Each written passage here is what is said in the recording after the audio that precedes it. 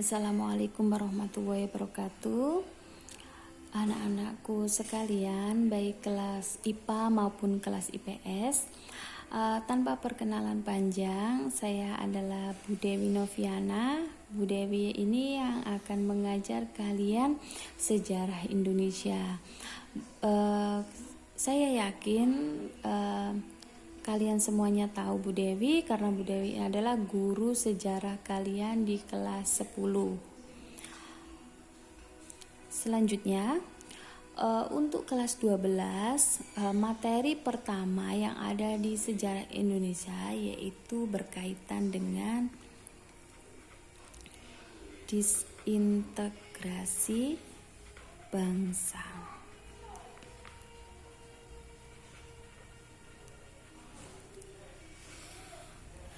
Disintegrasi bangsa itu menurut Kamus Besar Bahasa Indonesia memiliki arti perpecahan.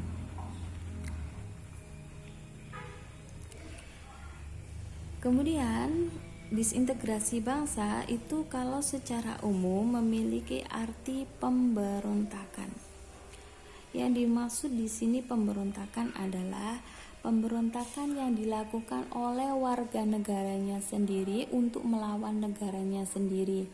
Mengapa bisa mereka sampai melakukan pemberontakan? Itu bisa dilakukan karena berbagai faktor. Salah satunya adalah karena perbedaan ideologi antara satu kelompok maupun dua kelompok atau tiga kelompok dikatakan sebagai kelompok tertentu yang berbeda dengan ideologi yang dipakai di negara Indonesia. Kemudian yang kedua yaitu faktor yang bisa menyebabkan disintegrasi bangsa, yaitu karena sama-sama memiliki kepentingan. Jadi kepentingan yang dimaksud di sini adalah kelompok tertentu memiliki kepentingan tertentu untuk mengganti ideologi bangsanya sendiri dengan ideologi yang mereka anut. Kemudian yang ketiga yaitu sistem pemerintahan. Jadi disintegrasi bangsa ini bisa terjadi karena perbedaan sistem pemerintahan atau lebih gampangnya adalah karena ada perbedaan sistem pemerintahan yang tidak sama antara daerah dengan pusat, sehingga menyebabkan konflik yang signifikan. Kita lanjut. Disintegrasi bangsa di sini akan kita bagi menjadi 3. Yang pertama yaitu disintegrasi bangsa berdasarkan ideologi. Kemudian yang kedua yaitu disintegrasi bangsa berdasarkan kepentingan. Yang ketiga yaitu disintegrasi berdasarkan sistem pemerintahan.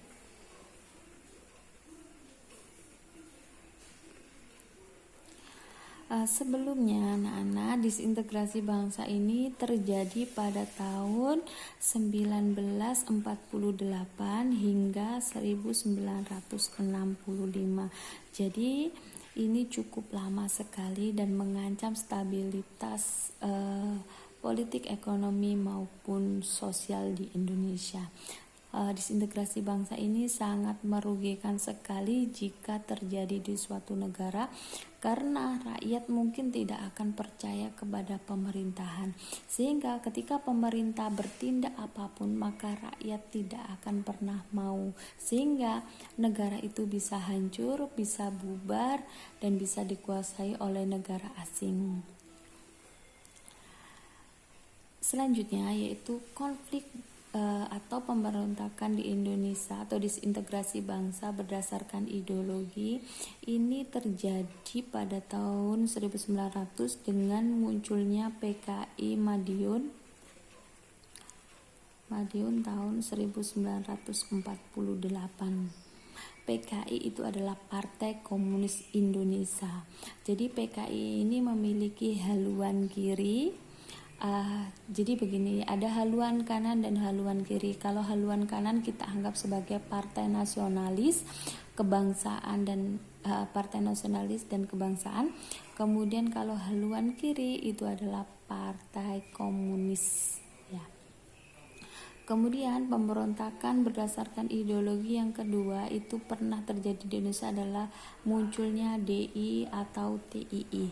DI itu Darul Islam, kemudian TII itu Tentara Islam Indonesia, yang sama yang terjadi pada sekitar tahun 1948. Konflik yang ketiga yaitu konflik berdasarkan ideologi yang ketiga, yaitu konflik Gerakan 30 September atau PKI atau disingkat G30 SPKI pada tahun 1965.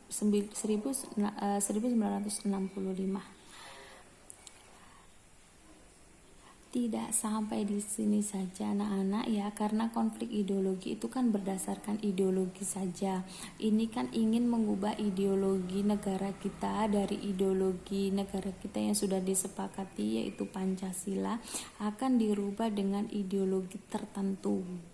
Misalnya kalau secara umum kita lihat PKI Madiun tahun 1948, artinya berarti partai ini adalah partai komunis. Berarti intinya adalah orang-orang komunis ini atau kelompok dari PKI Madiun ini ingin menguasai Indonesia dan mengganti ideologi Indonesia dari Pancasila diganti ke komunis. Kemudian yang kedua, kalau DI atau TII ini sudah kita lihat secara umum, kita lihat ada kata Islam. Berarti otomatis organisasi ini bergerak di dalam bidang keislaman. Sehingga kita tahu atau kita bisa simpulkan bahwa DI atau TII ini memiliki haluan Islam.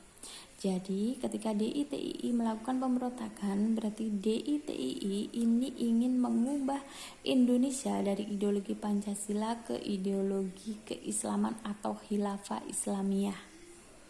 Kemudian G30 SPKI tahun 1965 itu sama, yaitu sama dengan PKI Madiun, artinya ingin mengubah struktur pemerintahan Indonesia dan ideologi negara Indonesia diganti ke komunis atau PKI. Selanjutnya, konflik berdasarkan kepentingan, saya geser ke sini. Konflik berdasarkan kepentingan itu terjadi di Indonesia melalui beberapa pemberontakan. Yang pertama yaitu pemberontakan APRA atau disingkat Angkatan Perang Ratu Adil. Kemudian di buku-buku yang lain ada ditulis juga Angkatan Perang Ratu Adil, tetapi yang paling benar adalah Angkatan Perang Ratu Adil. Kemudian pemberontakan selanjutnya yang terjadi adalah pemberontakan Andi Aziz. Kalau pemberontakan Andi Aziz ini kita lihat secara umum ada nama Andi Aziz, berarti ini adalah ketuanya. Kalau APRA belum tahu kita ketuanya siapa, nanti akan saya jelaskan. Kemudian RMS atau Republik Maluku Selatan. Kemudian pemberontakan berdasarkan sistem pemerintahan itu terjadi pada pemberontakan PRRI atau disingkat dengan Permesta. Jadi ada berapa konflik? Sekitar 1, 2, 3, 4, 5, 6, 7. Secara umum ada 7, tetapi belum beranak pinak. Seperti DITII. DITII, kita geser dulu. Kita ke arah sini. DITII atau DITII ini terjadi di berbagai lokasi seperti Jabar, kemudian Jateng, kemudian Aceh, kemudian Sulsel, kemudian Kalsel atau Kalimantan Selatan, Sulsel atau Sulawesi Selatan. Oh maaf, agak sedikit ke sini. Kalsel atau Sulawesi Selatan ya, Kalimantan Selatan atau Kalimantan Selatan dan Sulawesi Selatan. Itu DITII. Kemudian bagaimana dengan APRA, Andi Aziz, RMS, PRRI dan Permesta, itu akan kita bahas di minggu selanjutnya. Yang pertama yang akan kita bahas adalah PKI Madiun.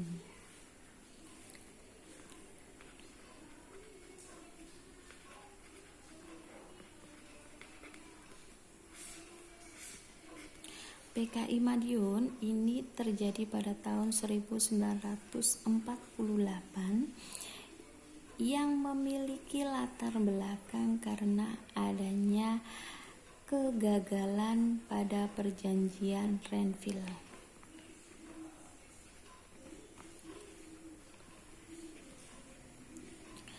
Jadi kegagalan dalam perjanjian Renville ini itu sangat merugikan bangsa Indonesia, sehingga ketika pada saat itu yang menandatangani perjanjian Renville ini adalah Perdana Menteri Indonesia, yaitu Amir Syarifuddin. Maka ia dijatuhkan jabatannya, artinya jabatannya dicopot dan kemudian digantikan oleh Hatta, sehingga Amir Syarifuddin yang dijatuhkan pada tahun 1948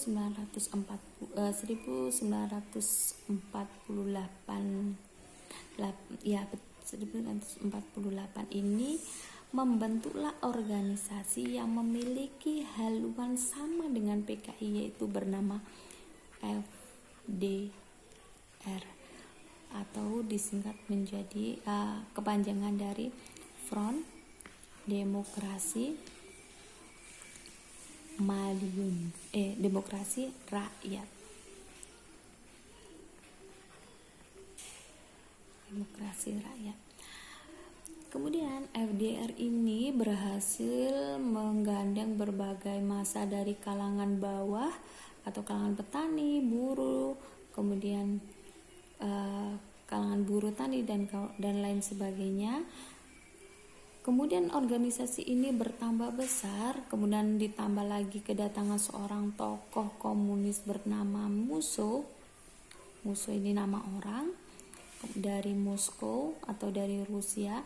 Ini sama-sama dengan Amir Syarifuddin dari FDR diganti namanya menjadi FNDM atau Front Nasional Demokrasi Madiun.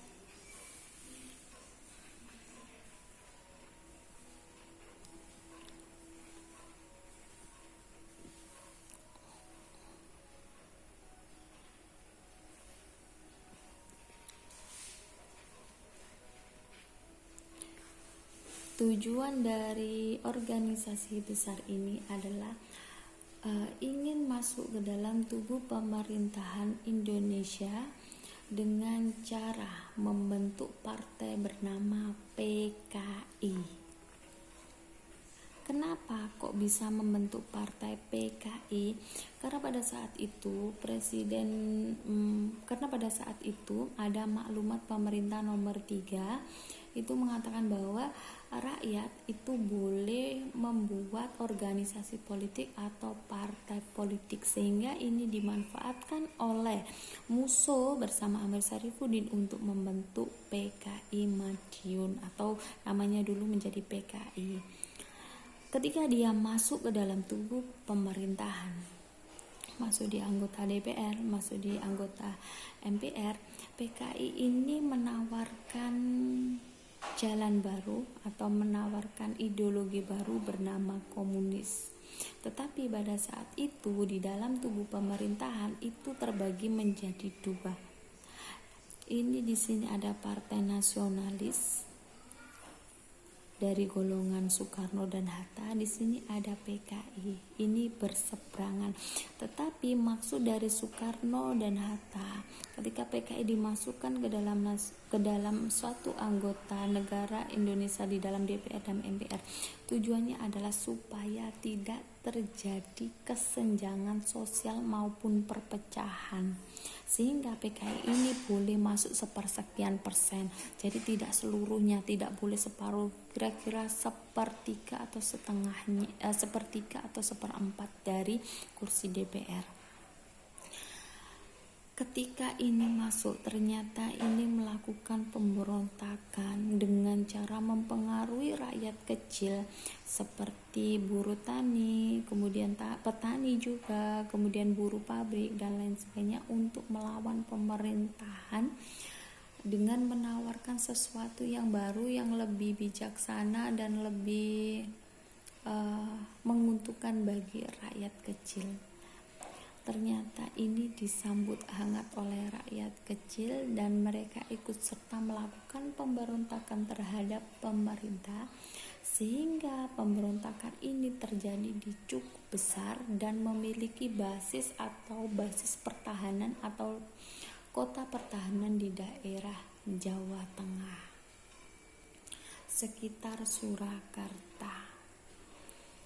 Ketika ini melakukan pemberontakan, yang terjadi adalah stabilitas keamanan nasional di pusat atau di ibu kota menjadi terganggu. Bahkan yang berada di sekitar wilayah Madiun merasakan bahwa ini sangat mengganggu sekali, sehingga perlulah diadakan pemberantasan terhadap pemberontakan ini.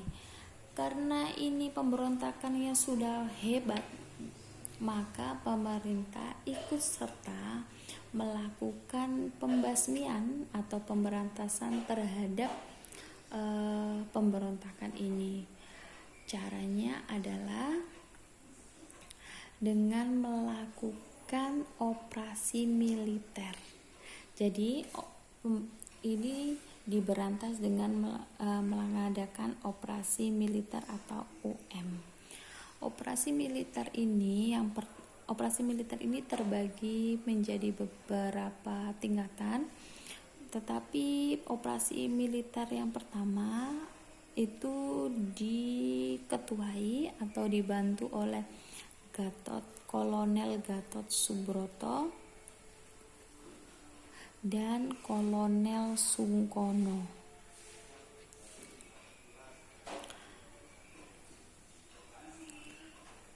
Kemudian melalui operasi militer tersebut, kota Madiun berhasil direbut kembali dan dari tokoh-tokoh komunis seperti Amir Syarifuddin kemudian musuh ditembak mati.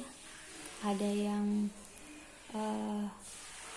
selain ditembak mati ada dijatuhi hukuman seumur hidup atau bahkan hukuman mati. Jadi kenapa kok bisa dikatakan atau itu bisa kalian cari sendiri di buku LKS atau BKS kalian. Jadi nanti kita bisa berkomunikasi atau bisa sharing tentang bagaimana caranya bagaimana operasi militer ini terjadi dan bagaimana hasil dari operasi militer ini terjadi. Selanjutnya yaitu gerakan DI atau TII. Jadi DI atau TII itu terjadi karena ada seorang tokoh bernama tokoh DITI yang paling terkenal, yaitu bernama Kartosuwiryo. Ini ingin mendirikan negara Islam di Indonesia karena kecewa terhadap perjanjian Renville yang ditandatangani oleh Amir Syarifuddin. Dengan adanya kekecewaan ini, maka Kartosuwiryo mengumumkan bahwa kelompok dari Kartosuwiryo yang berasal dari tentara Islam yang pernah ikut serta dalam gerilya dan ikut serta dalam perang melawan Belanda pada tahun 1945 ini mendirikan negara baru bernama DITII. Artinya mendirikan negara di dalam negara ini tidak boleh, sangat mengganggu sekali. Kemudian DITII yang pertama yang diketuai oleh Kartosuwiryo ini terjadi di daerah Jawa Barat.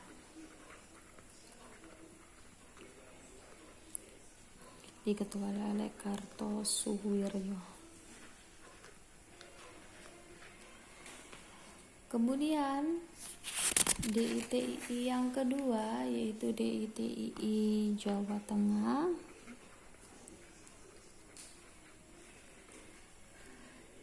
yang diketuai oleh Amir Fattah.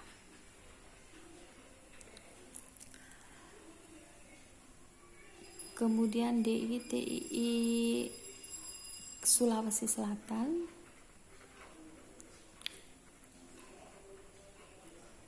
diketuai oleh Kahar Muzakkar.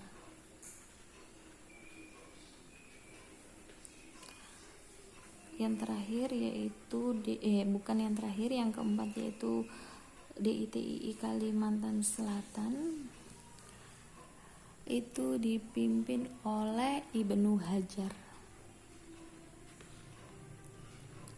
Ada yang Ibnu Hajar ada yang Ibnu Hajar ditulis Ibnu Hajar biasa, ada juga yang memakai ejaan lama. Kemudian DITII yang ketiga yaitu DITII Aceh, ini diketuai oleh seorang tengku yaitu Tengku Daud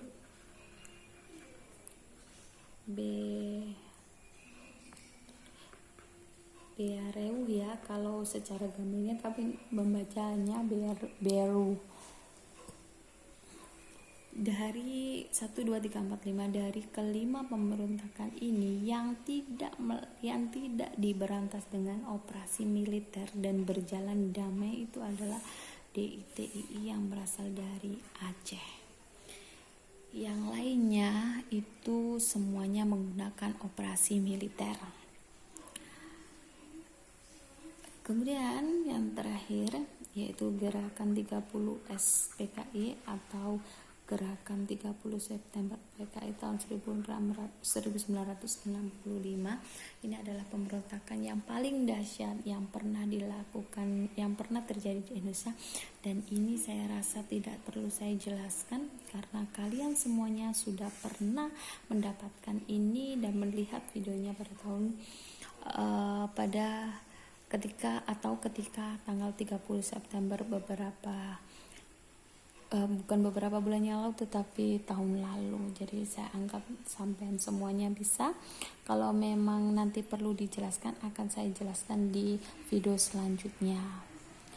Hanya itu dulu yang ingin saya sampaikan, kurang lebihnya saya mohon maaf. Wassalamualaikum warahmatullahi wabarakatuh.